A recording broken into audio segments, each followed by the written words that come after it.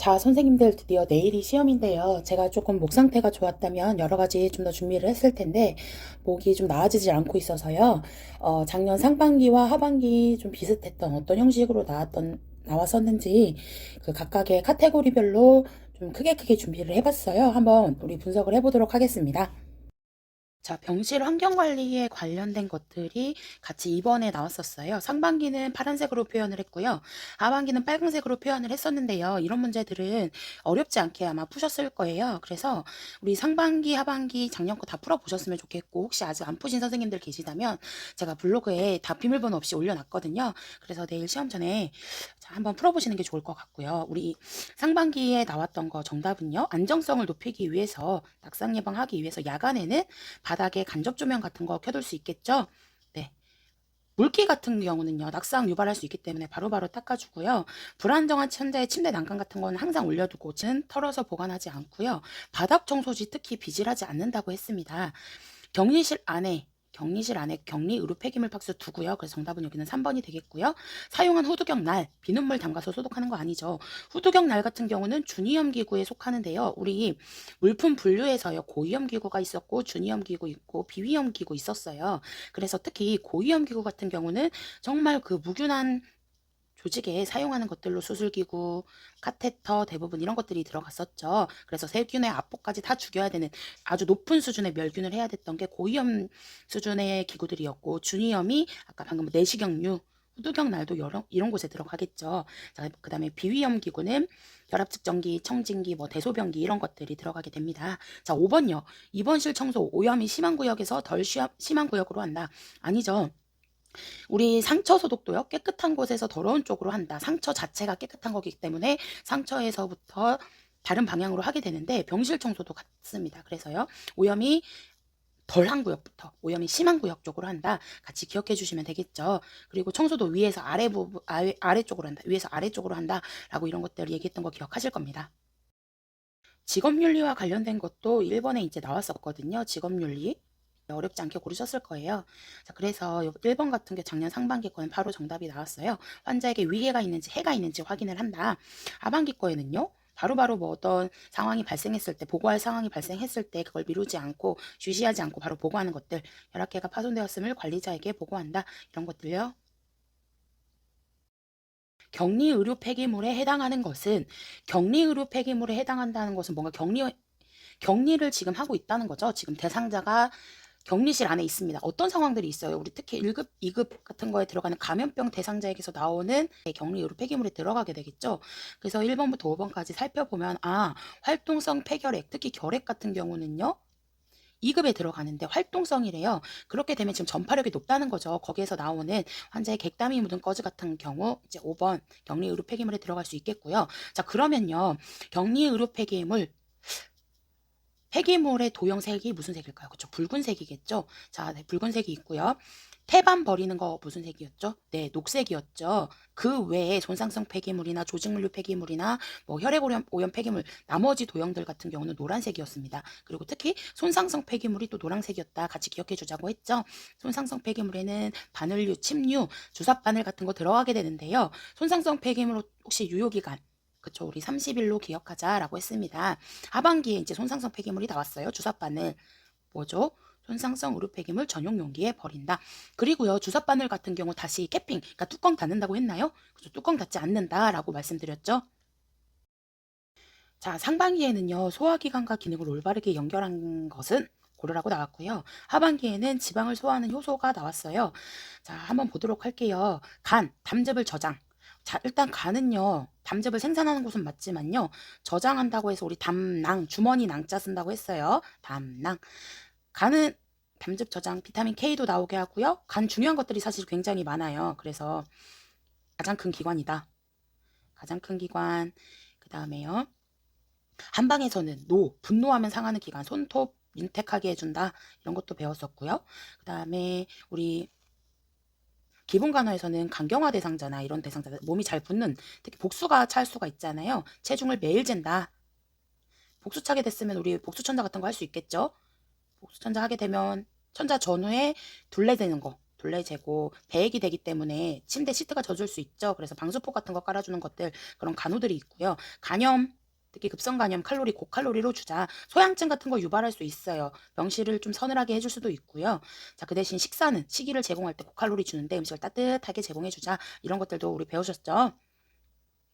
자, 그 다음에 이제 대장 지방 흡수.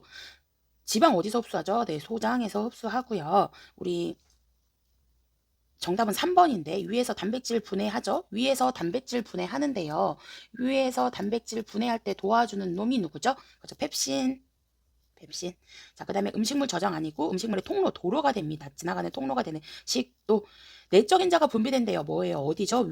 위에서 내적 인자 분비된다 해서 그 이름 뭐였어요? 비타민 B12라고 해서 이놈이 기초 영양 가서는요. 얘가 위에 내적 인자인데 부족하게 되면 숫자 때로 넘겨요. 악질적인 놈, 악성 빈혈 유발할 수도 있다고 했습니다. 그렇죠? 그래서 특히 우리 소화성 궤양이 심해서 위를 절제했어요. 위를 절제한 이후에 악성 빈혈 오기 쉬운 이유가 위에 벽세포에서 분비되는 놈이라고도 했었죠. 자, 그 다음에 그럼 얘를요. 이렇게도 불러요. 악질적인 놈 막 치고받고 싸웠어요. 코피 났어요. 코발라민이라고도 부른다고 했었죠. 자, 하반기에 나온 거 볼게요. 지방을 소화하는 요소. 지방은 뭐가 요소? 어떤 지방을 분해하는 지방 소화하는 요소 뭐예요? 리파제죠. 자, 탄단지. 얘네 췌장에서 탄단지를 분해하는 효소가 뭐예요? 아밀라아제, 트립신, 리파아제. 이제 리파아제가 지방 소화해주는 놈이고요. 자, 그 다음에 이제 혹시 모의고사 열심히 풀어보신 선생님들은 그래도 좀 이 단골로 나왔던 효소들이 있어요. 그래서 특히 탄수화물은 또 침에서 분비되는 그 탄수화물 분해 도와주는 놈 이름이 뭐죠? 프티알린. 그 다음에 위에서 도와주는 펩신. 호흡과 관련 있는 것들 상반기에 2개가 나왔고 하반기에 이제 하나가 나왔는데요. 상반기에는 일단 호흡과 관련해서요. 그 해부학 쪽이 하나가 나왔었어요. 그래서 여기 흡기 시 사용하는 주호흡근을 물어봐요. 일단은요. 우리 호흡할 때 사용하는 모의고사 또 열심히 푸신 선생님들은 아실 텐데요. 늑강근과 특히요. 횡격막 있죠. 여기에서 흡기 시 사용되는 주호흡근 물어봤어요. 외늑강근 고르시면 되고 호흡과 관련된 거. 자, 그 다음에 상반기에 또 약물 모르핀 투약 전후에 특히 반드시 확인해야 되는 거 뭔가요? 호흡수를 느리게 한다. 서호흡 유발한다고 했습니다. 그렇기 때문에 모르핀은 노인한테 안 쓴다고 했죠. 자, 중요한 거 뭐 있을까요? 모르핀은 전신마취 유도제, 그러면서 또 강력한 마약성 진통제죠. 그렇기 때문에 성인간호에서 심근경색에 쓴다고 했었잖아요. 강력한 마약성 진통제다. 그래서 협심증에 주로 사용하는 니트로글리세린이 심근경색증에는 효과가 없으니까 그때 통증이 너무 심해요. 심근에 괴사까지 있습니다. 그래서 그때 모르핀 강력한 마약성 진통제 쓴다고 했었죠. 자, 그 다음에 얘는 호흡을 느리게 한다. 그러면 성인에게서 기본 호흡이 얼마예요? 기본 호흡수 알아야 된다고 했잖아요. 12에서 20회다. 꼭 기억하자고 했어요. 기본적인 성인, 신생아에 바이탈 다 기억하셔야 됩니다. 자, 그런 다음에요. 하반기에 뭐 나왔죠? 호흡곤란을 호소하는 중증 아나필락시스 투여시 호흡곤란 호소한대요. 호흡곤란. 자, 그럼요. 이것도 아나필락시스. 이거 지금 아나필락시스 쇼크, 일종의 아나필락시스 쇼크라고 생각하면 되는데요. 대표적으로 항생제 피부 반응 검사에서 양성 반응이 나타났다거나 아니면요. 알러지가 있는 거에 대해서 양성 반응이 나타나서 혈관이 막 이완된 거예요. 혈관이 막 이완됐고요. 기관지는 막 수축됐어요. 그래서 이때 쓸 수 있는 에피네프린. 기관지 확장되면서 혈관은 수축시켜주는 놈이라고 했었죠. 꼭 기억해 주시고 나머지 약 뭐 볼까요? 자, 디곡신, 강심제죠. 강심제. 축적작용이 있다. 이뇨제로도 기능하고요. 얘 뭐 조심해서 봐야 되죠? 그쵸? 얘는 맥박을 느리게 한다고 했습니다. 나머지 해파리는요. 항응고제 기능이 있어요. 항응고 기능이 있으니까 투여할 때 뭐 확인해요? 그쵸? 출혈 경향 있는지 확인하는 거죠. 모르핀은요. 모르핀은 여러 번 얘기했습니다.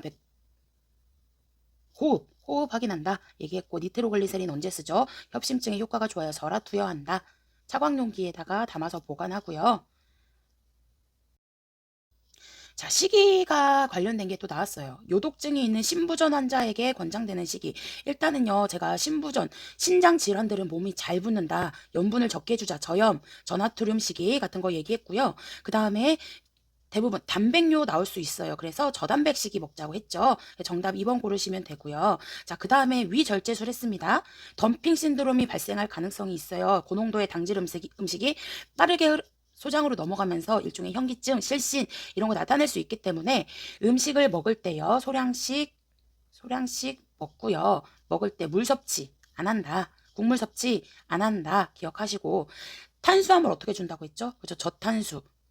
천천히 내려가게 하기 위해서 고지방식으로 먹어요. 밥을 거의 누워서 먹자, 기대서 먹자, 횡화이로 먹자라고 그런 얘기도 했었고요. 이거 기억하시면 되고요. 자, 그 다음에 우리 소화기계 시기가 이렇게 나오기도 해요. 구강암이든 아니면요, 뭐 위염이든 위궤양이 소화성 궤양이든 급성 위염이든 만성 위염이든 소량씩 조금씩 소량씩 자주 먹는다. 이런 것들 이제 모의고사에서 정답으로 많이 나왔던 거 기억하실 겁니다. 치아 우식증과 관련된 게 똑같이 11번으로 나왔어요. 상반기, 하반기 다. 치아 우식증과 관련돼서 옳은 거 고르라고 했는데요. 작년 상반기 거 정답이 자, 범랑질보다 상아질에서 더 빠른 속도로 확산된다 이거고요. 범랑질은 뭐죠? 범랑질은 치아의 맨 바깥층이고 씹는 기능하고 단단하고요. 치아 우식증을 예방해야 하는 부위입니다. 그리고요. 예방해야 하는 부위고 불소가 잘 달라붙어요. 불소가 잘 침착되는 조직이고요. 상아질은 그것보다 더 안에 있죠. 범랑질의 충격을 흡수해서 신경을 보호해주는 완충지대예요. 그리고요. 상아질은 우리 특히 코끼리 같은 거 상아뼈라고 하잖아요. 걔네 코끼리 봤을 때 어때요? 코끼리 상아가 엄청 크죠? 치아 내부의 구성 요소 중 가장 많이 차지하는 치아 내부의 구성 요소 중에 가장 많이 차지하는 치아 조직이에요. 네, 이런 거 기억해 주시면 되고요. 그래서 범랑질은 가장 거층이고 더 안에 들어간 상아질에서 더 빠른 속도로 확산되겠죠. 더 깊이 들어가면요. 신경까지 있는 거 뭐예요? 치수. 네, 치수도 기억하실 거예요. 자, 하반기 거 볼게요. 치아 우식증 예방하기 위한 방법. 혼매우기라고 해서요. 치아 혼매우기라고 해서 치면열구 소화 전세법 기억하실 거예요. 그 다음에 이전에도 제가 5문제에서 한번 얘기 드렸던 적 있는데요. 자, 일단 치아 우식증 예방하려면 양치질, 칫솔질 잘하는 거 좋아요. 그리고요. 타액의 점성 어떻게 되는 게 좋다고 했죠? 일단 타액 분비와 타액 점성이 나와요. 타액 분비가 많으면요. 음식물 구석구석 껴있던 거 잘 넘어간다고 했죠. 그러면 분비가 많다. 타액의 점도가 어떻게 된 거다? 감소한 거다라고 기억하자고 했습니다. 치과에서 사용하는 기구들이 또 같이 12번으로 나왔어요. 상반기에는요. 진공흡입기가 나왔는데요. 진공흡입기 사용할 때 주의사항이 뭐죠? 그쵸? 여기 진공흡입기 팁이 치경을 가리지 않게 한다. 제가 블로그에도 한 장짜리, 반쪽짜리죠? 한 장짜리 치과 정리를 올려놨는데요. 우리 한방이나 치과나 그다음에 간호관리나 뭐 이런 것들은 아무래도 다른 과목들에 비해서 많이 나오지 않다 보니까 책을 일일이 너무 꼼꼼히 보기가 참 어렵잖아요. 그래서 이거는 꼭 기억하자 해서 한 장짜리를 올려놓은 것이 있거든요. 그래서 혹시 원하시는 선생님은 가져가시고요. 그거 꼭 보지 않더라도 지금 이제 내일 시험인데 모의고사 그동안 틀렸던 것들 그리고 모의고사 안에 있는 그 치과와 관련된 파트들만 공부하셔도 충분하실 것 같아요. 자, 일단 우리 여기서 정답 3번이고 치경은 꼭 기억하시면 좋을 것 같아요. 치경. 자, 어두운 부분을 밝게 해서 치아 내부를 보여주게 해준다. 어두운 부분을 밝게 해서 쉽게 거울에 보여준다. 얘기했었었고 구강을 직접 관찰하는 장비죠. 네, 동그랗고 조그만 거울이 부착되어 있습니다. 그 다음에요. 우리 하반기에는요. 치질 삭제하는 기구가 뭐냐고 물어봤어요. 치질 삭제하는 기구는 당연히 핸드피스죠. 핸드피스도 고속도 있고 저속도 있어요. 그래서 치아의 절삭기구다라고 기억하시면 되고요. 자, 14번. 뜸에 대한 게 또 나왔습니다. 뜸에 대한 게 나왔어요. 상반기에 정답 허증제란을 사용한다. 뜸이요. 그리고 모의고사에서 뜸을 사용할 수 없는 부위, 뜸을 금기시하는 상황들 모의고사에 이제 문제 많이 나오는데요. 특히 임신부의 복부에 뜸 안 뜬다. 큰 심장 질환이 있는 대상자한테 안 쓴다. 부에 직접 안 쓴다. 이런 것들 배우셨죠? 자, 그 다음에요. 우리 하반기에는 뜸 저항력을 갖게 한대요. 항체를 만들어서 저항력을 갖게 하는 능력. 뭐죠? 면역 증진 작용입니다. 면역 증진 작용. 이거 일종의 제가 그런 얘기도 한번 했었는데요. 자, 면역 반응이다. 면역 반응, 알레르기 반응이라고도 하고요. 일종의 항원항체 반응이라고도 했던 거 아마 기억합니다. 그리고 뜸은요, 구법이라고도 하잖아요. 우리 법규 쪽에서 의료 유사업자 배웠었죠. 의료 유사업자에 들어간 사람은 누구죠? 접침구, 접골사, 침사, 구사 이렇게 들어갔었죠. 그래서 뜸 할 수 있는 구법이라고 하는데 구사도 들어갑니다. 접골사, 침사, 구사, 의료 유사업자. 자, 17, 18번 한번 볼게요. 이거 당뇨와 관련된 게 나왔습니다. 당뇨요. 그래서요, 작년 상반기에는 인슐린이 나왔어요. 인슐린 당뇨 환자가 사용할 수 있겠죠. 인슐린의 기능이 뭐죠? 혈당을 낮추는 놈입니다. 어디에서 분비되나요? 췌장에서 분비가 됩니다. 자, 그 다음에요. 인슐린은 혈당을 낮추는 놈인데, 지금 인슐린 투여 중인 환자한테 다음과 같은 증상이 나타났대요. 발한, 땀이 나요. 그리고요, 두근거리는 이런 증상들, 대표적인 저혈당 증상이죠. 이런 경우에요. 저혈당의 즉각적인 처치를 위해서 어떤 거 해줄 수 있죠?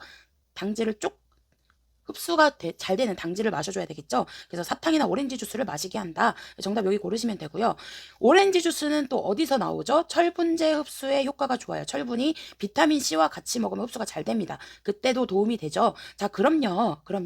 철분제는 또 특징적인 구강을 착색, 까맣게 할 수 있다. 대변도 까맣게 할 수 있다. 라고 했었고요. 비타민C 부족할 때 올 수 있는 괴혈병 같은 거 있었죠. 비타민C의 다른 이름, 아스코르빈산이라고도 했습니다. 이런 거 같이 기억해 주시고요. 자, 그 다음에요. 우리 발 관리 볼게요. 당뇨 환자 발 관리. 샌달이나 앞코가 없는 것들 신으면 안 되고, 발을 매일 씻게 되면은 발 건조를 잘 시키고요. 티눈이나 이런 거 직접 제거하지 않는다. 라고 했었고요. 그래서 여기서는요. 발에 상처가 있는지 매일 확인한다. 라고 얘기했었습니다. 그리고 발을 일반적으로 기본 간호에서 발톱, 손톱 자르는 거 어떻게 했죠? 손톱은 둥글게, 발톱은 일자로 자르는 거 이렇게 기억하시면 되고요. 당뇨 환자 발갈이 특히 줄로 다듬는다. 기억하시죠?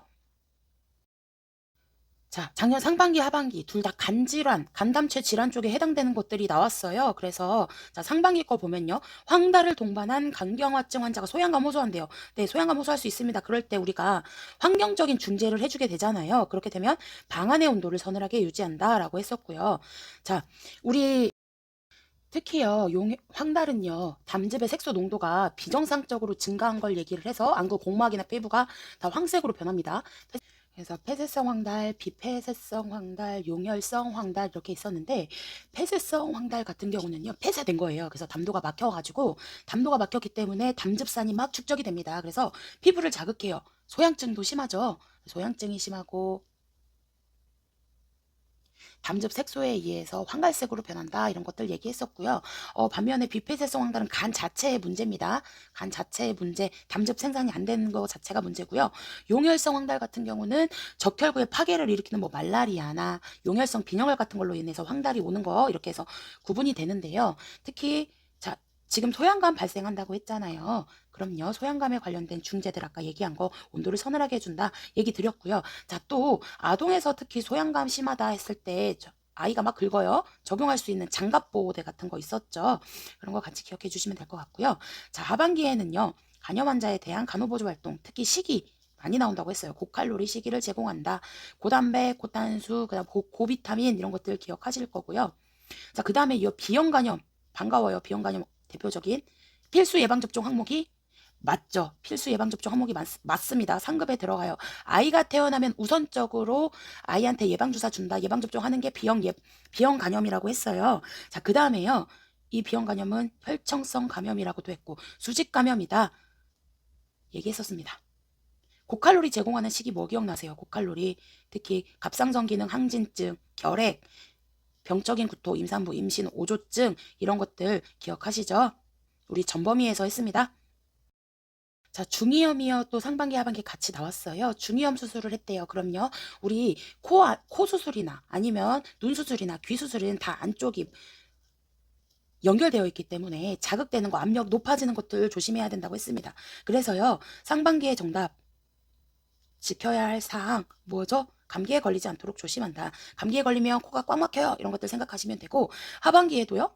자, 기침이 나오면 입을 벌리게 한다. 이거 우리 충분히 배웠던 간호들이었고 이거는 중이염뿐만 아니라 백내장과도 관련이 있었었죠. 그리고 또 기침, 오심, 구토가 나올 것 같으면 보고한다. 이런 것들이 있었습니다. 자, 그 다음 중이염이 아동에서는 또 이렇게도 나오죠.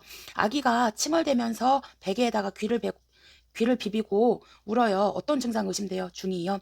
자, 그 다음에 아이들이 성인보다 중이염에 잘 걸리는 이유, 발음 어려운 거 선택하자고 했습니다. 널,cat,곶, 넓고 짧고 곧다. 넓고 짧고 곧다라고 이야기했었습니다. 자, 상반기 하반기에요. 분만 기에 관련된 게 나왔어요. 분만기에 관련된 게 이제 또 나왔는데요. 자, 하반기 거를 먼저 볼까요? 만출되는 시기로 옳은 것은 태반 만출기는 제가 뭐라고 했나요? 자, 일단은 분만 1기, 2기, 3기에서 분만 1기 규칙적인 자궁 수축부터 자궁 경관의 완전한 개대, 2기는 자궁 경관의 완전한 개대에서부터 이제 태아 만출기라고 하죠. 자, 이번에는 태아가 나갔으니까 뭐가 나와요? 태반 만출기라고 해서 분만 제3기가 태반 만출기다. 자, 이 태반 버리는 폐기물의 색깔이 뭐여겠다? 도형색이 암록색 태변 아이의 태변이 24시간 이내에 배출돼야 되는데 이거 암녹색이잖아요. 그래서 같은 태 때 붙어가지고 녹색이다. 그 도형색 이렇게 기억하자고 했습니다. 자, 그 다음에요. 여기에 우리 상반기에는 분만 1기가 나왔어요. 분만 1기는 규칙적인 자궁 수축부터 자궁경관의 완전한 개대일 텐데요. 잠깐만.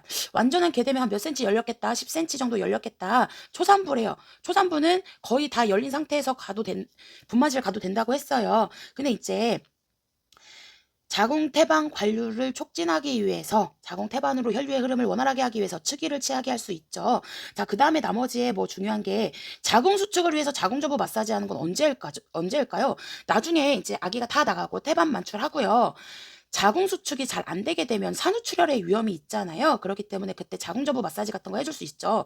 자, 자궁저부가 가장 높이 올라오는 시기 혹시 언젠지 기억하시나요? 자궁저부가 검상돌기까지 올라온다. 임신 9개월 기억하시죠?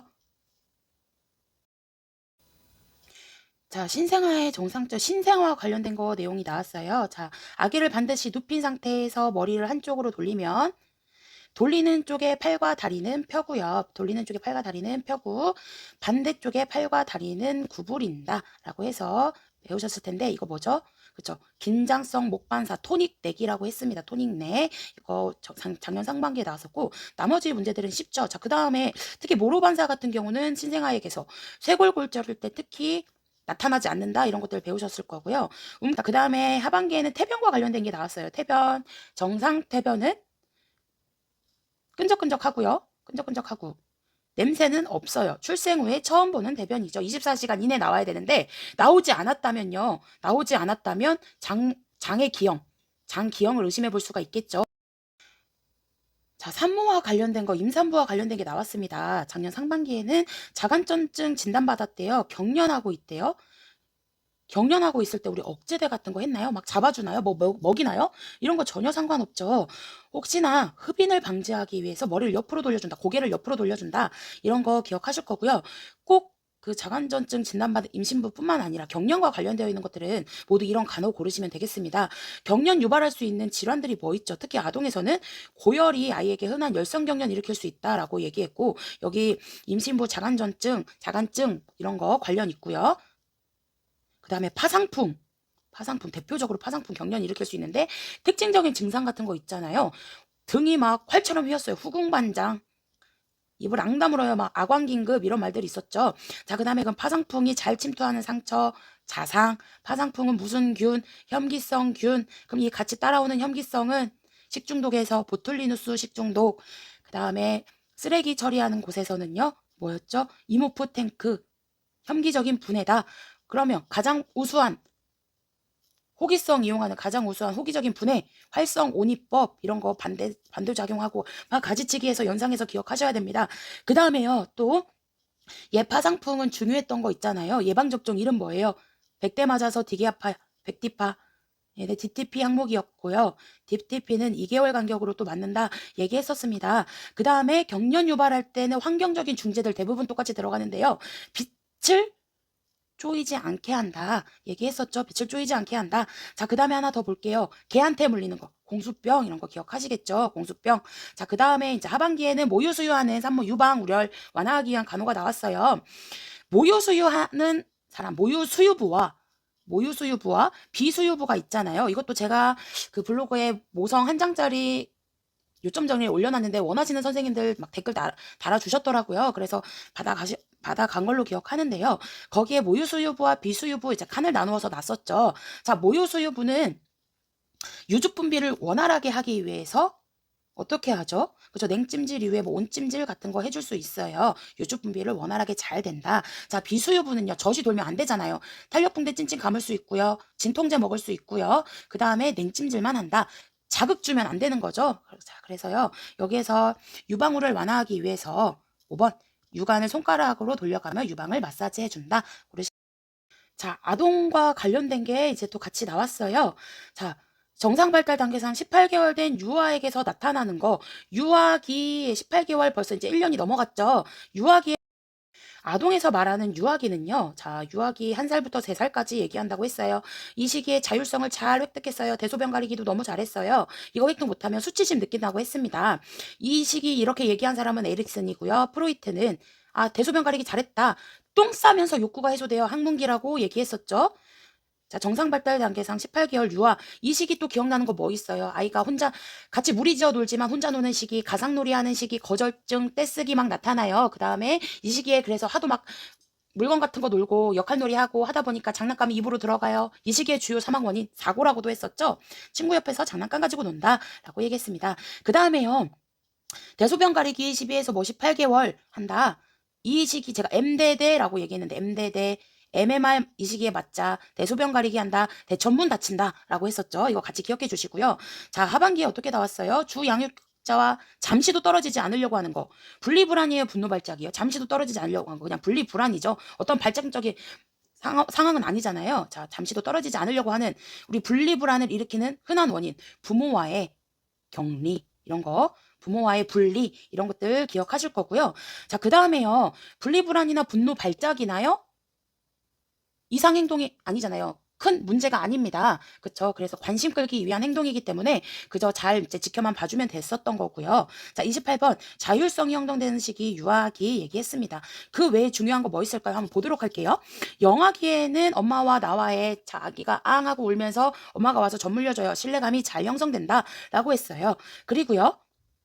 그 외에요. 특히 자, 보존 개념이 확립된다 하면 어디였었죠? 보존 개념이 확립되는 학령기. 학령 전기에는 뭔가 성 역할에 대한 구분에 대한 그 개념이 생긴다고 얘기했었죠. 이런 거 기억해 주시면 될 것 같습니다.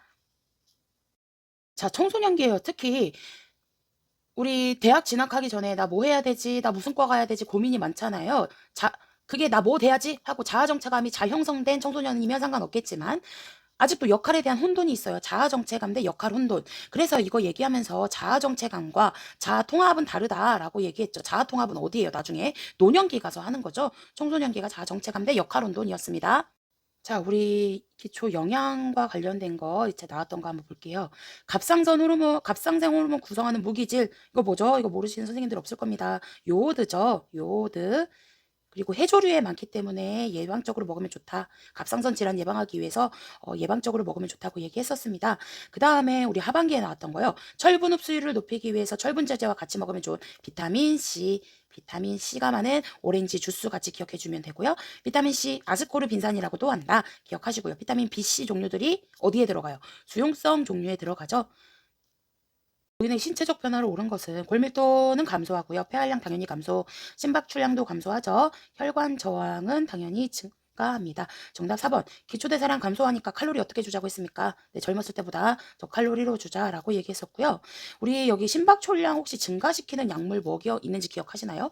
그쵸. 천천히 뛰게 하지만 심장을 제대로 짜주기 때문에 심박 출량이 증가한다. 뭐 디곡신 같은 거 있었죠.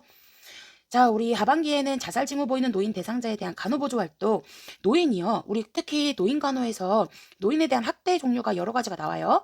노인이 자기가 스스로 이제 노인에 대해서 안정적인 생활 공간을 제공해주지 않고 방치하는 게 방임인데 노인 스스로 먹는 거 포기하고요. 이런 것들 내 삶을 포기한다. 나를 놔버린다. 자기방임이었어요. 노인이 자살 생각하는 것도 일종의 자기방임일 수 있는데요. 이런 거에 대한 간호보조 활동이요. 당연히 자살 의도에 대해서 구체적으로 질문하고 정서적으로 지지해주는 거겠죠. 자, 노인과 관련된 것 또 추가적으로 더 나왔습니다. 그래서 한번 또 볼 거예요. 치매 후기 단계에는 노인이 같은 질문을 반복할 때 특히 치매의 특징적인 게요. 뭔가 계속 고집적인 행동을 하거나요. 반복되는 행동들이 많아요. 그런 거에 대해서 우리가 훈계하거나 하는 게 아니잖아요. 환기시켜주는 게 좋은데요. 그래서 다른 쪽으로 관심사를 돌려준다는 거죠. 여기서 정답은 뭐죠? 그래서 대상자가 좋아하는 노래를 함께 부른다. 이런 거 고르시면 되고 하반기에 골관절염. 골관절염 같은 말이에요. 퇴행성 관절염이죠. 이미 연골을 많이 썼어요. 연골 물렁뼈를 많이 써서 달았습니다. 그렇기 때문에 그런 대상자한테는 쓸 때마다 내 연골이 무릎이 너무 아프니까 중력의 힘을 덜 받는, 체중을 실지 않는 수영한다고 했어요. 수영한다. 수중운동한다. 작년 상반기, 하반기 둘 다 33번이 응급과 관련되어 있는 게 나왔는데요. 하반기를 먼저 볼게요. 전기를 방출시켜서 심실세동을 정상 리듬으로 회복시킬 수 있을 때, 심실세동은 지멋대로 막 심장 뛰는 거라고 얘기했습니다. 이럴 때 심장 정신 차려 하고 자극 주는 게 자동 심장 충격기 AED라고도 하는 거 기억하실 거고요. 상반기에는 이제 심장 충격기를 사용하는 방법이 나왔는데요. 이것도 제가 응급 한 장짜리로 한번 영상을 찍었었는데, 자, 심장 리듬을 분석합니다 할 때 우리가 해야 되는 게 뭐죠? 자동 심장 충격기가 대상자의 심장 리듬을 분석하기 위해서 우리가 대상자의 손 어디든 손을 대고 있으면 내 리듬을 읽어버릴 수가 있잖아요. 그렇기 때문에 대상자에게서 손을 떼고 물러난다라고 얘기했었죠. 자, 기억하실 겁니다. 그리고요, 여기 3번에 경동맥이 나오죠. 대상자에게서 특히 성인 대상자에게서 응급 상황에서 맥박 확인하는 부위 어디냐고 물어보면 대부분 경동맥이죠. 자, 발의 혈액순환을 확인하는 족배동맥이 있고요. 우리 한방에서 맥진이라고 하는데요. 일반적으로 흔하게 쓰는 요골동맥 부위가 있고요. 이런 것들. 자, 그다음에 커프 감면 쪽에 있는 상완동맥 이런 거 있습니다. 그리고 기본적으로 우리 가슴 압박 심폐소생술 단계는 꼭 아셔야 돼요. 그래서 몇 대 몇으로 하는지, 2명의 의료 제공자가 있다면 몇 대 몇으로 하는지, 심폐소생술 단계는 처음에 의식 사정하고 그 다음에 뭐 어떤 것들 하는지 꼭 한 번 더 체크를 해주시고요. 그 다음에 패드 붙이는 위치도요. 그림 문제로도 많이 나오니까 패드 붙이는 위치 같은 것도 꼭 확인하시기 바라겠습니다. 자, 그 다음에 34, 35번으로 해서요. 응급처치 방법 어떻게 도와줄 건지. 하나는 독사에 물린 거고요. 또 하나는 벌에 쏘인 게 나왔었는데요. 자, 독사에 물렸어요. 그러면은 우리는 그 독이 퍼지면 안 되니까 일단 최대한 안 움직이죠. 물 섭취도 안 합니다. 그리고요, 환부를 심장보다 낮게 했던 거 기억하실 거고, 직접적으로 뭐 얼음을 댄다거나 이런 거 안 했었죠. 여기서 정답은 환부를 부목으로 고정한다. 이것도 선택하시면 되고요.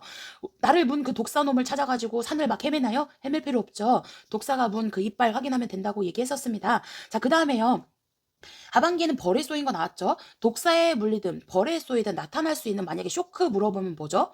그쵸. 혈관성 쇼크, 일종의 아나필락티스 쇼크다라고 했던 거 기억하실 겁니다. 그럼 이 쇼크는요, 혈관이 막 확장된 거예요. 혈관이 이완된 거다, 늘어난 거다라고 같이 기억해 주시면 돼요. 그쵸. 자, 근데 벌에 쏘였을 때도 똑같죠. 특히 쪽집게로 톡 뽑아내지 않는다고 했어요. 그 터질 수가 있기 때문에 3번 전신의 알레르기 반응을 관찰한다. 아, 이 알레르기 반응은 일종의 항원항체 반응이면서 일종의 면역 반응이었다라고 했던 것까지 같이 기억하시면 되겠습니다. 자, 이제 2교시 과목이죠. 보건교육에 대한 거는 꼭 나오죠. 보건교육에 대한 거 꼭 나옵니다. 보건교육. 그래서요, 우리가 이런 거 할 때 일반적으로요, 누구의 요구에 따라서 하죠? 교육자의 요구인가요? 아니죠. 피교육자 요구에 따라서 하게 되고요. 교육 같은 거 처음부터 어려운 것부터 들어가지 않습니다. 우리가 우리 학교에서 수업 받을 때도 심화부터 들어가지 않았던 것처럼 기초, 기본, 심화 이런 식으로 진행이 되잖아요. 자, 그래서요, 보건교육 같은 경우는 교육 내용은 지역사회, 여기에서 정답은 4번. 지역사회에서 포괄적이고 중요한 업무다. 이 포괄이라는 말이 또 많이 나와요. 어디서 나오나요? 특히요, 법규 쪽에서 간호간병 통합 서비스는 포괄적인 입원 환자 제공 서비스. 간호간병 통합 서비스를 제공하는 사람, 간호사, 간호조무사, 간병 지원 인력 이런 말 했었고요. 또 포괄 들어가는 게 어딨죠? 포괄수가제라고 해서 공중보건 쪽에서 배웠었죠. 미리 책정된 진료비 지불한다. 포괄수가제 이런 것도 같이 기억해 주시면 되고, 보건교육은 지역사회에서 포괄적이고 중요한 업무입니다. 구체적인 것부터 추상적으로 들어가고 쉬운 것부터 어려운 거 이런 순서로 진행하는 거 아시죠? 그 다음에 뭐 친숙한 것부터 낯선 것 순서로 간다. 간단한 것부터 복잡한 것으로 간다. 이런 거 기억하시면 되고, 하반기에는 당연히 정답 뭘까요? 교육자 아니죠. 피교육자입니다. 교육 대상자들이 능동적으로 참여할 수 있는 방법을 적용한다. 37번에 똑같이 나왔어요. 상반기에는 이렇게 단답식으로 고르는 게 나왔고요. 하반기에는 그거에 대해서 세부 설명에 대해서 옳은 것을 골라라 라고 나왔습니다. 자, 대상자의 학습 동기를 높여줘야 되는 단계는 당연히 뭐예요? 그쵸? 수업이 진행되기 전에 이제 동기부여가 돼야 될 거 아니에요. 도입이 들어가게 됩니다. 이 각각의 항목이 이제 하반기에 나왔어요. 보건교육의 중심이 되는 단계는 당연히 전개고요. 교육내용을 정리한다, 결론 내린다, 종결에 들어가고요. 교육 대상자의 관계 형성 당연히 도입 부분에 할 수 있고요. 주요 개념 요약해 주는 거, 마무리 정리도 당연히 이제 종결 4번에 들어가고, 본격적인 교육 활동 이거는 전개에 들어가겠죠. 그래서 정답은 4번이고요. 이런 식으로 나올 수도 있겠죠. 자, 우리 보건교육 진행되는 단계를 물어보기도 합니다. 그래서 모의고사 푸신 선생님들도 아마 이런 문제 보셨을 건데요. 어떤 순서로 진행되냐? 그래서 제가 도전 골든벨 울리자에서 벨 종이죠, 종. 그래서 도전 골든벨 울려요, 종 쳐요 했던 거 기억하실 겁니다. 그다음에 이제 평가에 대한 게 또 나왔어요. 작년에 이제 자 상반기에는요. 어떤 특정 점수가 있어요. 이 점수는 다 넘겨야 돼요. 이거는 무슨 평가죠? 그쵸. 절대 평가입니다. 근데 내가 다른 사람보다 점수를 높게 맞아야 돼요. 무조건 높게 맞아야 되는 건 상대 평가에 들어가게 되죠. 자, 그다음에 이제 하반기에는 뭐가 나왔어요? 교육하기 실시 전에 대상자의 특성을 파악해야 된대요. 그럼 당연히 진단 평가가 되는 거죠. 대상자의 특성을 미리 사전에 파악한다. 이런 거 기억하실 거고요. 아까 전에 보건교육 실시 절차는요. 도전 골든벨 울렸잖아요. 벨 울렸으니까 종 쳤죠. 도전 골든벨 보건교육 실시 절차는요. 자, 방금 전에 이제 대상자의 그 요구도를 파악하는 거, 대상자 파악하는 거는 이제 진단평가에 들어가는데 이거랑 같이 세트로 이제 나오는 것들이 형성평가, 총괄평가란 말이죠. 형성평가는 전개에 해당되는 내용이랑 비슷해요. 그래서 수업 능력이나 태도 뭐 이런 것들 보는 거, 그다음에 학습 방법 어떤지 보는 거 일종의 중간 평가라고 생각하시면 됩니다. 자, 그다음에 이제 마무리 총괄 평가. 교육 내용이 다 끝나고 나서 학업 성취 수준을 총합적으로 확인한다. 하면 이제 총괄 평가가 되겠죠. 자, 지방보건조직에 대한 하나는 보건복지부를 물어봤고요. 하반기에는 보건소를 물어봤어요. 보건복지부는 중앙보건조직에 해당되고요. 보건소는 지방보건조직에 해당됩니다. 면허를 주는 사람. 보건복지부 장관이 우리 조무사 선생님의 면허를 준다. 면허 박탈하는 사람도 보건복지부 장관. 그 다음에 우리가 취업 실태 현황을 3년마다 보건복지부 장관한테 보고하죠. 자, 그 다음 보건복지부 소속 안에 간호정책과라고 해서 우리 조무사 선생님들 보수교육 담당하는 과가 있다라고 얘기했었습니다. 보건소는 지방보건조직에 해당돼요. 자, 그리고요. 보건소와 보건진료소가 우리 대표적으로 있는데 제가 둘 다 지역사회에서 1차 보건의료를 담당하는 건 맞지만 보건소는 어떤 법이 나오면요. 그죠? 지역보건법이 나오면 보건진료소는 농어촌 등 보건의료를 위한 특별조치법이 나오면 보건진료소가 정답이다라고 했었죠. 자, 그래서요. 일단 보면 40번에 보면 보건복지부의 업무에 해당되는 거 보건소 같은 지방보건조직에 행사하는 보건복지부의 업무를 얘기하는 거죠. 보건에 대한 기술지도 감독한다. 인사, 예산 이런 건 어디서 감독해요? 행안부에서 감독한다. 그래서 감독하는 곳이 두 군데로 나눠져 있는 이원적, 다원적 구조다라고 얘기했었습니다. 자, 그 다음에 이제 하반기에 나왔던 거 보건소 보면요. 보건소에 대한 설명으로 옳은 것은 읍면마다 있는 시군구에 있죠. 보건소 임용권자도 시군구청장입니다. 그쵸? 그래서 여기 지방보건조직에 해당이 된다. 정답 2번 고르시면 되겠죠?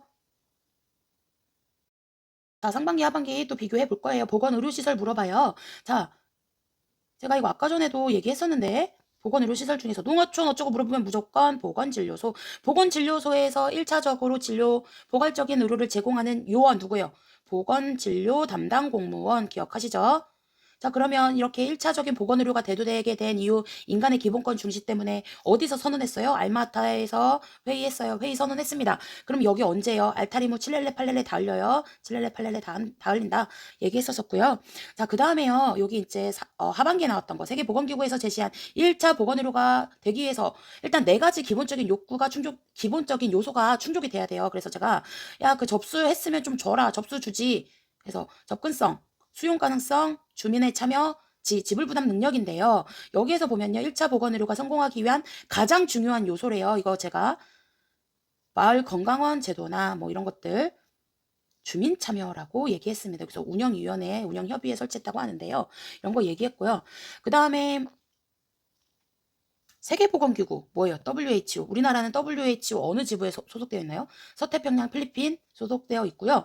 WHO에서 말하는 건강에 대한 정의, 신체적, 정신적, 사회적인 안녕 이런 것들 기억하시면 되겠죠. 자, 그 다음에 보건의료 체계, 보건의료 전달 체계 이렇게 해서 나왔어요. 자, 인력, 시설, 장비, 지식, 기술은요. 자원에 들어간다고 얘기했습니다. 자원에 들어가는 거고요. 자, 보건의료 전달 체계에서 지도력, 의사결정, 규제는 정책 및 관리에 들어가는 내용이죠. 자, 이렇게 물어보기도 해요. 세계보건기구에서 제시한 보건의료 전달체계 관리에서 중점을 두어야 할 3가지 주요 범주를 물어보기도 해요. 우리 책에서 배우셨을 건데 3가지 주요 범주가 지도력, 의사결정, 규제에 들어가게 됩니다. 자, 그 다음에 또 이렇게 물어보기도 하죠. 보건의료 전달체계라 함은요. 보건의료 전달체계라 함은 뭐죠? 그 자체의 정의. 한 국가나 사회가요. 건강 수준을 향상시키기 위한 보건의료 서비스의 생산, 뭐 분배, 소비와 관련되어 있는 요인들, 기능적인 체계들을 총칭한 거를 이제 보건의료 전달 체계라고 한다. 이런 것도 같이 기억해 주세요. 자, 우리나라의 보건의료 전달 체계는 무슨 형이에요? 그쵸? 우리가 선택할 수 있어요. 자유방임형. 자유방임형이다. 이것까지요. 정부의 통제나 간섭, 극소화한 거죠. 극대화 아니고요. 극소화. 똑같은 번호로 노인장기 요양보험제도를 물어봤습니다. 노인장기 요양보험제도 65세 이상 노인 누구나 받을 수 없습니다. 65세 이상 노인이거나요. 아니면 6개월 이상의 신체활동이나 가사활동이 어려운 대상자가 받거나요. 우리 또 특히 문제에 많이 나오는 게 나이 기준은 안 돼요. 다만 치매나 중풍, 파킨슨 뭐 이런 거 경우 받을 수가 있겠죠. 대신 이거 본인이 신청을 해야 되겠죠. 의사의 소견서 같은 거 필요하게 됩니다. 상반기에 나왔던 거 보면요. 대부분 자, 그래서 치매, 중풍, 파킨슨 있는 것들 대부분 고르면 돼요. 정답 2번. 파킨슨으로 6개월 이상 일상생활 수행이 어려운 50세. 나이 기준 안 됐지만 충분히 받을 수 있습니다. 자, 그 다음에 이 파킨슨 어디서 나왔어요? 성인간호에서요. 우리 성인간호에서 파킨슨 도파민의 분비가 떨어진 거예요. 무표정, 표정이 없다. 그리고요. 언제 떨려요? 트레모라고 해서 안정시 트레모, 안정시 떨림이 나타납니다. 그 다음에 글씨를 쓸 수 있지만 글씨를 쓰게 되면 작아지는 소서증 같은 거 나타날 수 있고요. 자, 하반기에 나온 노인장기 요양보험제도 한번 보도록 할게요. 노인장기 요양보험 제도에서 꼭 기억하셨으면 좋겠는 게 저는 재가와 시설이 있어요. 대표적으로요. 재가는 집에서 받는 거잖아요. 가정.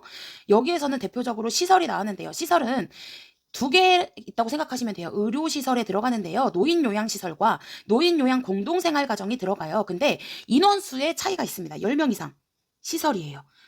노인요양 공동생활은 가정은 5명에서 9명이 들어가요. 대상은 똑같습니다. 치매, 중풍 등 노인성 질환 등으로 심신에 상당한 장애가 발생해서 도움이 필요한 자, 입소시켜가지고 급식이나 요양, 일상생활 필요한 편의를 제공해 주는 거죠. 자, 그리고 모의고사 열심히 또 풀어보신 선생님들은 아마 이런 문제 많이 보셨을 텐데, 가정에서 등급은 솔직히 상관은 없어요. 등급에 너무 초점을 맞출 필요는 없고요. 재가에 들어가는 걸 고르라고 해요. 가정에서 받는 거 얘기하는 건데 재가에 들어가는 거는 방문자 일단 3개 들어가죠. 방문 요양, 방문 목욕, 방문 간호가 들어가고요. 자, 특징적으로 하루 중에 일정 시간 물어봐요. 하루가 어떻게 나눠요? 주간, 야간으로 나누잖아요. 하루 중 일정 시간 물어보면 주야간 서비스에 들어가고 일정 기간 물어보면 단기에 들어갑니다. 그래서 얘네가 다 재가에 들어가요. 집에서 받기 때문에 친숙하고 익숙하죠. 내 집 같은 느낌이 들어요. 자, 그 다음에 아까 제가 대표적인 시설, 의료시설에 들어가는 게 이제 노인요양시설과 노인요양 공동생활가정이라고 얘기했습니다. 그 외에 뭐 여가활동에 들어가는 노인복지관 같은 것도 있고요. 주거에 해당되는 노인 공동생활 가정 같은 것도 있죠. 노인 공동생활 가정이랑 노인 요양 공동생활 가정이랑 다르다라고 얘기했습니다. 그 다음에 우리 이제 등급 노인 장기 요양 보험 제도를요 받았어요. 신청을 하죠. 신청서를 내고 공단에 신청합니다. 등급 판정 무조건 받아야 되죠. 그래서 독거노인은 등급 판정이 필요 없다. 아니죠. 등급 판정 무조건 받습니다. 그리고요. 이제 등급이 매겨져요. 1, 2, 3, 4, 5 인지지원 등급까지 매겨지는데요. 여기에서 제가 이거 나누자고 했어요. 2, 3, 4 묶으세요. 밑에 있는 5등급 인지지원 등급 묶어요. 그래서 얘네 2년이다. 장기요양 인정 최소 연수가 2년이다. 얘네 3년이다. 1등급은 4년이다.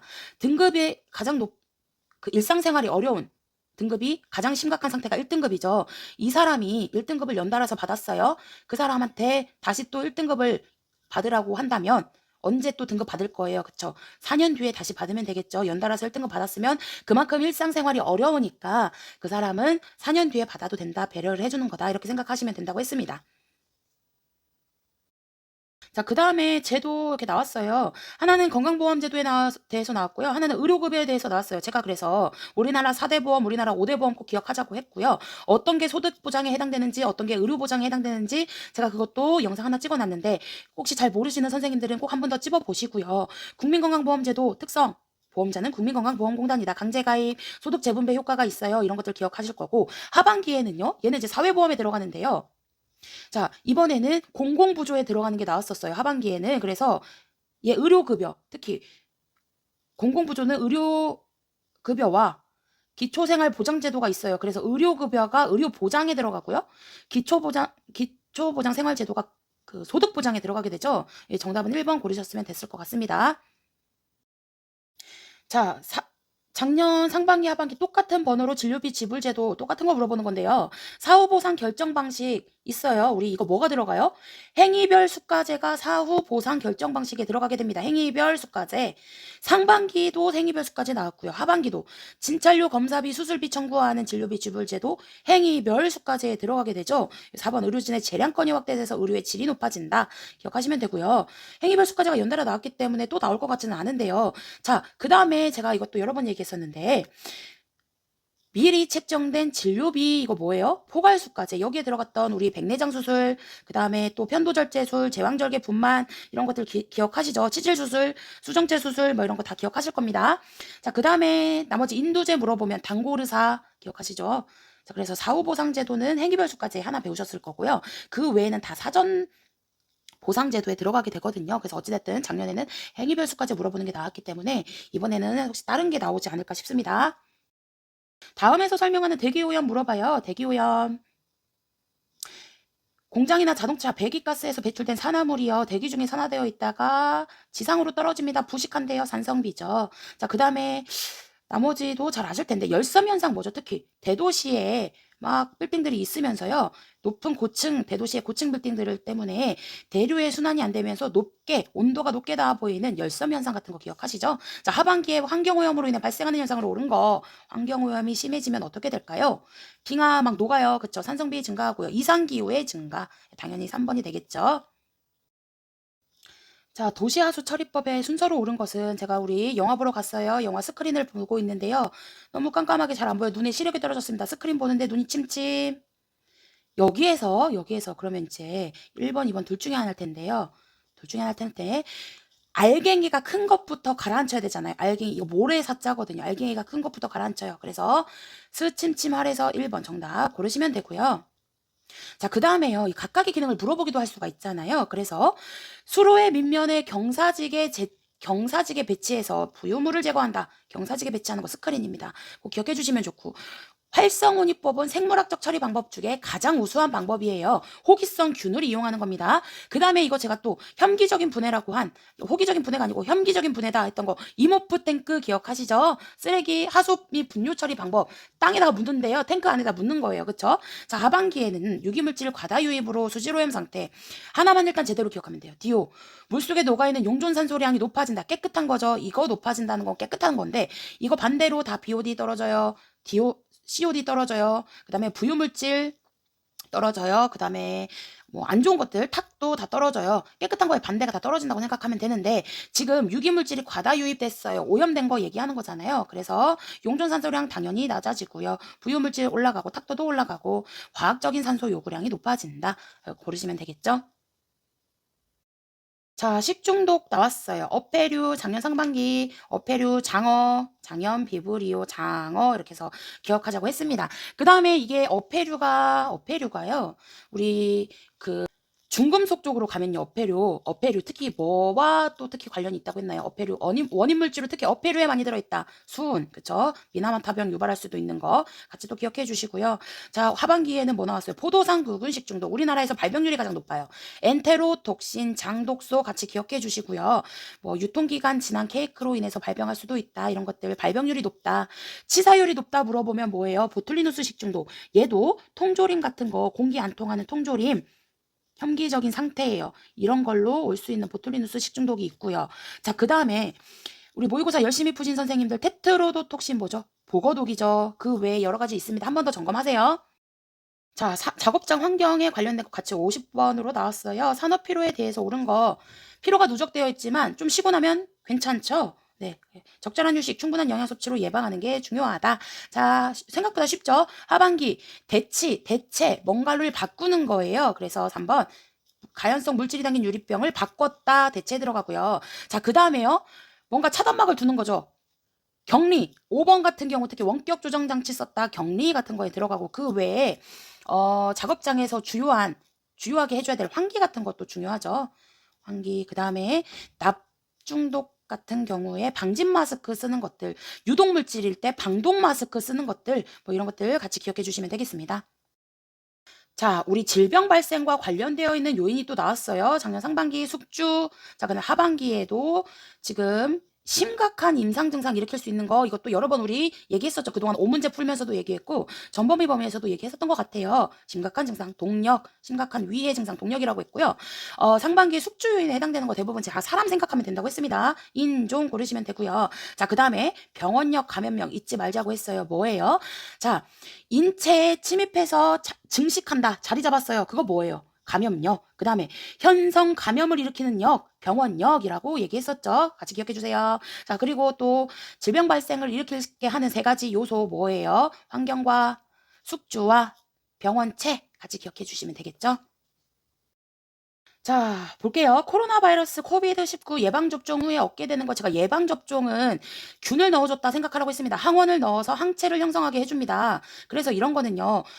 일단은요. 자, 내가 감염병을 앓고 항체가 생겼어요. 그거 뭐예요? 자연 능동 면역에 들어가죠. 그 다음에 항원을 넣어서 항체가 생기는 거, 같은 능동에 들어가는데요. 인공적으로 균을 넣어준 거, 인공 능동 면역에 들어가죠. 자, 이거 같이 기억해 주시고요. 자, 하반기에 범유행성이라고 해서 팬데믹. 우리 처음에 코로나 터졌을 때 팬데믹 사태 터졌다고 했거든요. 코로나의 특성을 물어보면 뭐예요? 주기적이에요? 뭐 산발적이에요? 풍토적이에요? 뭐예요? 범유행성이라고 물어보기도 할 수 있겠죠. 범유행성이다. 전 세계적에서 동시다발적으로 발생한 팬데믹 사태와 같습니다. 이거 지금 이런 감염병 대응하는 관리 방법, 우리 면역력을 증강시킨다. 예방접종 시행하는 이유 같이 기억해 주시면 되겠죠. 자, 감염병과 관련되어 있는 거 한번 보도록 하겠습니다. 아직까지도 주요 감염병 못 외우신 선생님들, 특히 필수 예방접종 항목들 알고 나서 가지치기 하면 편하다고 얘기했었죠. 꼭 기억해 주시고요. 자, 상반기에 모기가 전파 매개체다. 모기가 매개한데요. 뭐가 들어가죠? 지카 바이러스가 들어가게 됩니다. 여기에서 필수 예방접종 한번 골라보세요. 뭐예요?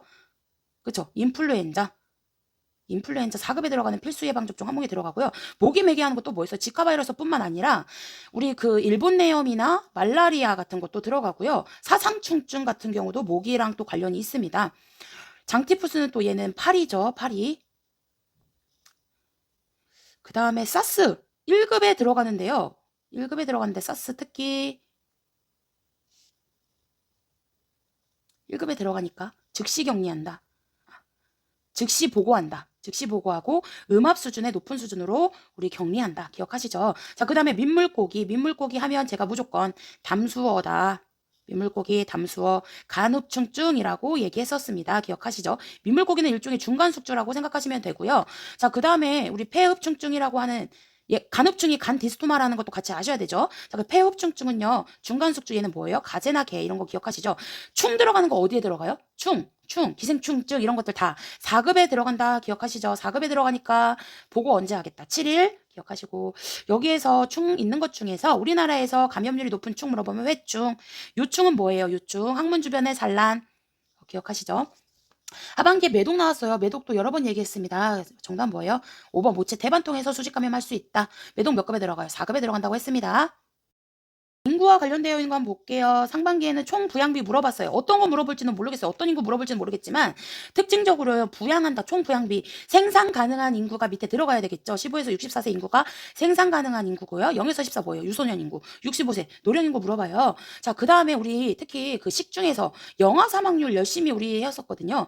한 국가의 건강지표 될 수 있었다라고 해서 영아가 몇 살이에요? 외우기가 어려우면 영아가 1세 미만까지니까 0에서 1세 나이의 기준에 있는 거를 분자에 있는 거 골라라. 나머지 외우기보다는 이 분자에 0에서 1세 기준으로 있는 거 고르라고 했죠. 이 1이라는 숫자를 많이 바꾸니까요. 0에서 3세 아니면 0에서 28일 이런 식으로 바꾸니까 이거 기억해 주자고 했었고, 자, 하반기에는 농촌 지역 인구 구조 물어봐요. 농촌 지역 농촌에 표주박이 있어요. 호로병 같이 기억해 주시면 되고요. 자, 그 다음 농촌 지역과 반대입니다. 네온사인 도시의 네온 그 간판들이 막 별처럼 빛나요. 별령 기억해 주시면 되고요. 도시. 그 다음에 우리나라는 인구 지금 감소 형태잖아요. 그래서 이거 뭐죠? 항아리형 기억해 주시면 되고, 선진국의 형태다 해서 인구 정체형 물어봐요. 종형. 인구 정체 종형. 이거 선진국 말고 이제 이번에 개발도상국 인구 증가 물어본다 하면은 피라미드형. 자, 모자보건법상 해당되는 사업 대상자들 똑같이 57번에 물어봤어요. 모자보건법 사업 대상자 영유아 미수가 들어가고 신생아 들어가고 임산부도 들어가고 선천성 이상아도 들어가죠. 모자보건법에서 말하는 영유아 나이 몇 살까지로 본다고 했죠? 6세 미만까지다라고 얘기했었습니다. 기억하실 거고요. 자, 그 다음에 선천성 기형, 선천성 이상아 이거 반대로 나죠. 미숙아가 미숙한 채로 태어난 아이. 자, 그 다음에 신생아 출생 후 28일 이내 맞죠? 맞습니다. 임산부는 뭐예요? 현재 임신 중이거나 분만 후 6개월 미만 여성이다. 기억해 주세요. 모자 보건이 중요한 이유, 종종 유지 뭐 이런 거 기억하시죠? 자, 질병 예방에서 3차인지 2차인지 뭐 1차인지 이런 것들 모의고사 통해서 열심히 또 푸셨을 텐데요. 3차에 들어가는 거 물리치료, 재활요법 뭐 이런 것들 들어갑니다. 그래서 여기서 고르시면 되고요. 검진이나 치료 뭐 이런 것들은 2차에 들어가게 되겠죠. 자, 우리 하반기에는 치매 관리하기 위한 2차 예방 프로그램 검사 받았어요. 여기 치매 선별 검사 시행한다. 그럼 치매 선별 검사 같은 거 어디서 할 수 있어요? 지역사회 보건소의 치매 안심센터 기억하시죠? 치매 안심센터에서는 누구 교육해요? 대상자를 교육하는 게 아니라 보호자를 교육했다. 이런 것까지 같이 기억해 주세요. 자, 그럼 또 치매는 노인장기 요양보험 제도에서 65세 나이는 안 되지만 그 나이 이하지만 65세 미만이지만 치매 중풍 뭐 파킨슨 이런 것들 사업 대상에 포함이 됐었죠. 그 보험 대상에 포함이 됐었죠. 그런 것까지 같이 기억을 해 주세요. 예방접종 볼게요. 예방접종 아이를 가장 잘하는 부모가 데리고 간다고 했습니다. 전날 목욕을 싹 시켜요. 그리고 예방접종 받을 아이만 데리고 가게 되죠. 그리고 귀가해서 3시간 이상 주의 깊게 관찰하고요. 재울 때는 앙화이로 반듯하게 재운다. 이런 것들 기억하실 거고 하반기에는 영아의 수두 예방접종이 나왔어요. 뭐가 될까요? 접종 전날 목욕할 수 있고 아이의 건강 상태를 가장 잘 아는 보호자가 아이를 데리고 오게 됩니다. 수두는 몇 급 감염병에 들어가나요? 아직 못 외우신 선생님들 대답 못하시면 안 됩니다. 2급에 들어가요. 수포도 생기고 이게 나중에 농포도 되고 딱지가 앉아요. 가피가 형성됐습니다. 가피가 형성되면 전염력이 없다라고 기억하시죠? 격리할 수 있죠. 2급에 들어가기 때문에 병소를 긁지 않도록 하는 것들 중요하죠. 노인장기 요양 3등급 판정을 받았어요. 저는 1, 2, 3, 4, 5 인지지원 등급까지 있어요. 각각 다 외우기가 어렵거든요. 그래서 만약에 점수를 외운다고 하면요. 삼겹살 먹으면 육개장 한번 먹어야 돼요. 그래서 60 몇 점 물어보면 이제 3등급이고 277 맞은 사람 뭐 이렇게 얘기를 하고요. 1등급은 9 이렇게 시작하고요. 4가 나오면 5로 시작합니다. 5가 나오면 4로 시작하고 인지지원 등급은 가장 낮은 45점 미만이 들어가게 되는데요. 점수를 일일이 외울 필요는 없다고 생각해요. 저는. 자, 여기에서 보면요. 자, 일주일간 집을 비워서 대상자에게 우선적으로 제공할 수 있는 재가급여 물어봐요. 일주일간 집을 비웠대요. 단기간만 비운 거예요. 여기서 단기보호에 들어가게 됩니다. 만약에 여기서요. 하루 중에 일정 시간만 보살핀다 하면 주야간 보호가 들어가게 되겠죠. 그리고요. 여기서 재가급여 들어가는 거 방문간호 맞아요. 단기보호 맞아요. 주야간 맞고요. 노인 요양 공동생활 가정은 대표적인 시설에 들어가는 특히 의료시설에 들어가는 놈들이에요. 그쵸? 그래서 치매, 중풍 등 어쩌고 저쩌고 해서 급식 같은 거 지원된다 어쩌고 저쩌고 해요. 그래서 여기에서 얘네 나누는 기준 뭐예요? 사람 수였잖아요. 가정이 작은 의미니까 5명에서 1명. 시설은 큰 의미예요. 10명 이상이었다. 기억하시면 되고요. 일단 정답이 재가를 물어봤어요. 그러니까 1번, 2번, 3번 중에서 하나 고르시는 거예요. 네, 이런 식으로 푸시면 되고요. 자, 하반기에 나왔던 것도 볼게요. 가정에서 봤는데 일단은 그럼 뭐예요? 제가 고르시면 돼요. 제가 골라요. 2번과 4번 중에서 고르는데 뇌경색증 장기 요양 서비스 받는데요. 그러면 노인장기 요양보험 들어갈 수 있겠죠? 네. 자, 우리 가정방문과 관련된 게 나왔습니다. 생각보다 쉽게 나왔다고 생각하는데요. 가정방문 목적, 가족을 단위로 한 건강관리. 자, 이렇게 물어보기도 하죠. 우리 그 보건소의 사업 대상이나 지역사회 그 보건사업의 사업 대상 누군지 물어봐요. 가족, 뭐 지역사회 주민 전체 이런 것들 쉽게 우리 모의고사 통해서 많이 보셨고요. 보건소 방문건강관리 사업에 대한 내용으로 옳은 것은 일단요. 보건소 또 한번 나왔으니까 지역보건법에 대해서 물어보면 이제 보건소라고 얘기했고 지방보건조직에 해당이 되고요. 우리 조무사 선생님들 방문 간호조무사 할 수 있어요. 몇 년 이상 하면 3년. 이런 것들 기억하시면 되고요. 취약계층을 중점적으로 대상 서비스 제공합니다. 방문간호 할 때요. 우선순위 같은 거 있잖아요. 특히 이 방문간호 같은 경우는 지역사회 간호활동 중에 가장 많은 비중을 차지를 하고요. 방문할 때 가장 먼저 환자, 대상자를 관찰하고 가족의 상태 같은 거 파악하고요. 방문할 때 우선순위 둡니다. 전염과 비전염성 중에 비전염성 먼저 방문하고요. 급성과 만성 중에 급성 질환 먼저 방문하고 개인과 집단 중에 집단 먼저 방문한다. 신환 환자와 구환자 중에 신환 먼저 방문한다. 이런 것들 기억하시죠? 그 다음 또 신생아 미수가 가장 먼저 방문하고 마지막에 결핵 환자 방문하는 것들 전염성 방지 위해서 전염성 환자를 늦게 방문하는 것들 이런 거 같이 기억해 주시면 될 것 같아요. 의료법에서 정의하는 의료인으로 묶인 것은 여러 번 얘기했습니다. 우리 법규에서도 한번 정리를 한번 했었었는데요. 의료법에서 정의하는 의료인, 의치 한 조간 고르시면 되겠죠. 의치 한 조간. 그래서 여기 약사 포함 안 된다. 우리 조무사 선생님도 포함 안 된다. 얘기했었었고, 그 다음에 하나 더 또 물어보자고 하면요. 자, 처방전 쓸 수 있는 사람, 의치 들어가게 되죠. 그 다음에 시체에 대한 진단서, 검안서, 증명서 쓸 수 있는 사람도 뭐 의치한 가능하고요. 그 다음에 변사체 신고한다. 거기선 간호사 빠지죠. 의치한 조 들어가게 돼요. 변사체 신고, 관할보건소장에게 신고한다. 이런 것들 기억하실 거고요. 그 다음에 아기가 출산한 것에 대해서 출생증명서, 사산증명서 이런 거 쓸 수 있는 사람은 또 의조한이라고 얘기했어요. 의조한 기억하실 거고요. 자, 그 다음 우리 조무사 선생님이 적용받는 법 물어보면 의료법 이런 거 같이 기억해 주시면 되겠죠. 자, 이제 하반기에 본 거 볼게요. 의료법상 10년간 보존해야 되는 거, 수진이와 진수는 10년 친구, 수술 기록지, 진료 기록지 기억하실 거고, 하나 더 보건소장님이 관리하는 예방접종 후 이상 반응자 명부가 딱 10글자예요. 그래서 예방접종 후 이상 반응자 명부도 10년 보관이고, 이거 이제 잘 기억하신 선생님들은 10년 기록하는 거 또 있어요. 혈액관리법에서요. 혈액관리 업무와 관련되어 있는 기록, 전자 기록도 포함됩니다. 그런 것도 10년간 보존합니다. 이런 거 기억해 주시면 되고, 처방전은 아까 의사, 치과의사 2명 있어요. 2년 보관, 두부 작성 기억하시죠? 그냥 환자 명부는 5년이지만요. 아까 보건소장님이 관리하는 감염병 환자 명부는 몇 년이라고 했어요? 그거는 3년이다. 기억하시죠? 그 외의 기록지들은 이제 5년 기억해 주시면 될 것 같아요. 자, 정신건강과 관련되어 있는 이번에 종류 물어보는 게 똑같은 번호로 상반기, 하반기가 나왔어요. 그래서 보면요. 자, 상반기에 나온 거 볼게요. 정신질환자로 추정되는 사람으로서 어쩌고 저쩌고 의사와 경찰관의 동의 받아서 입원한대요. 응급입원이죠? 네, 응급입원이에요. 그러면 의사와 경찰관의 동의를 받아서 응급입원 시킬 수 있는 사람은 정신의료기관의 장, 고르게 되겠죠? 그러면 응급입원은 얼마까지 시켜요? 공휴일을 제외하고 3일 시킨다라고 얘기했습니다. 그 다음에 이 정신질환자 나왔으니까 정리 한번 해볼게요. 정신질환자는 의료인이 될 수가 없죠. 의료인의 결격 사유에 해당됩니다. 정신질환자는 의료인이 될 수가 없습니다. 자, 하반기에 나온 거 볼 거예요. 명절에 모인 어쩌고 저쩌고 해서 부모 2명이 했대요. 부모 2명. 보호 의무자에 의한 입원. 만약에 1명 나오면 보호 의무자 1명. 동의 입원이죠. 내가 내 발로 입원했어요. 자의 입원 이렇게 들어가게 되는 거고요.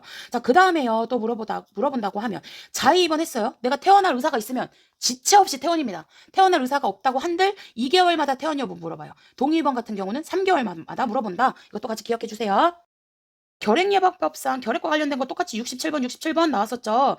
자, 결핵은 제가 또 중요하니까 결핵만 따로 정리한 자료가 있었죠. 영상도 찍어 놓은 거 한번 참고하시면 될 것 같고요. 전염성 결핵 환자에 대해서 접객거 일시 제한할 수 있는 사람 시장군수구청장, 이것뿐만 아니라 우리 앞쪽에 의료법에서도 그 업무에 대해서 개시명령 할 수 있는 사람도 시장군수구청장, 시도지사 뭐 이런 것들 같이 기억해 주시면 되고요. 자, 하반기에 나온 거 의료기관의 장은 결핵 환자의 진단을 보고 받은 의료기관의 장은 누구한테 신고해요? 관할보건소장. 이렇게도 물어보기도 하고, 그 다음에 의료기관에 소속된 의치하는 의사, 치과의사, 한의사는 뭐 의료인은 누구한테 보고하죠? 의료기관 장에게 우선적으로 보고하고, 그 다음에 의료기관 장이 결국에는 관할보건소장한테 보고한다. 자, 그 다음에 의료기관에 소속되지 않은 의료인은 누구한테 보고해요? 관할보건소장한테 보고한다. 아, 그럼 이 관할보건소장님이 우리 그 지역사회 내에서 감염병과 관련되어 있는 명부 같은 거 보관을 하겠구나. 예방접종 후 이상 반응자 명부 같은 거 보관을 하겠구나. 이런 감염병이 발생을 했을 때 그 간호사를 지도 배치해서 할 수 있겠구나. 배치해서 지도할 수 있겠구나. 이런 것들 같이 기억해 주세요. 구강보건법과 관련된 것도 나왔습니다. 구강보건법상 주 1회 양치한대요. 매일 양치하는 경우는 약물의 농도가, 불수의 농도가 조금 더 옅어야겠죠. 다만 주 1회 양치하니까 불수의 농도가 짙어야 되겠죠. 주 1회 양치한다. 0.2. 매일 양치한다. 0.05 같이 기억해 주시고, 일반적인 적정 ppm 물어본다. 0.8을 ppm 물어봐요. 이렇게도 나와요. 0.8에서 1 ppm 같이 기억해 주고, 불소 도포 얼마나 자주 할 거냐? 6개월에 한 번 한다. 이거 같이 기억해 주고, 불소가 어찌됐든 치과와 관련된 거잖아요. 치과기구 점검 6개월마다 한 번, 뭐 이런 것들 기억하시겠죠?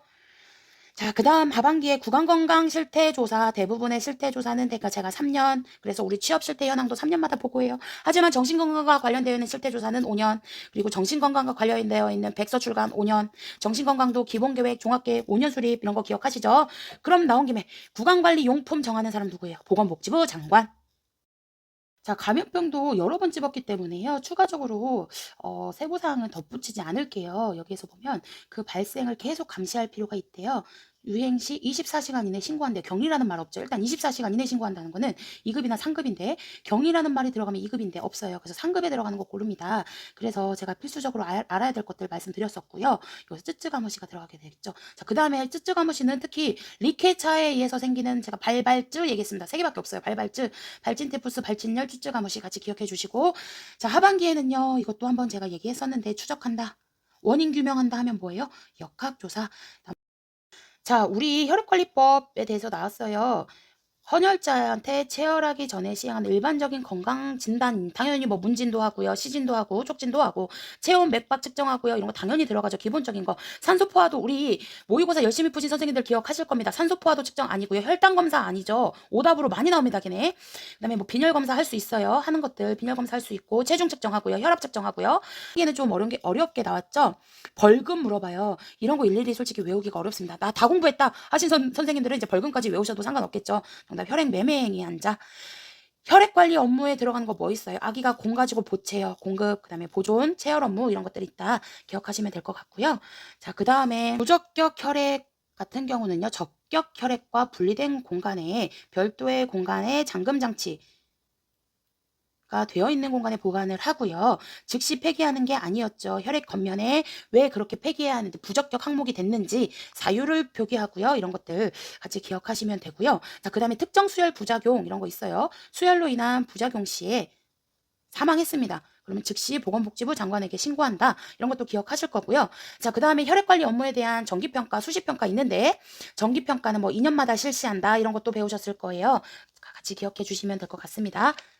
자, 그리고 지금 상반기나 하반기 비슷하게 나왔던 거 비슷한 항목별로 묶어서 봤고요. 지금 제가 목 상태가 좋지가 않아서 다 찝지는 못했어요. 그래서 실기 파트도 지금 다 찝지는 못했는데 꼭 그 작년 상반기 하반기 문제들 풀어보시고요. 아마 지금까지 열심히 공부하시느라 고생하셨거든요. 그래서 내일 시험 긴장하지 않게 잘 보시고 모두 좋은 결과 얻으시길 바라겠습니다. 좋은 결과 얻으신 선생님들 이제 제 블로그와 이제 유튜브 찾아오지 마시고요. 꼭 이제 합격하셔가지고 예비 간호조무사로서 멋진 그 길을 걷기를 바라겠습니다. 그동안 시청해주셔서 감사했어요.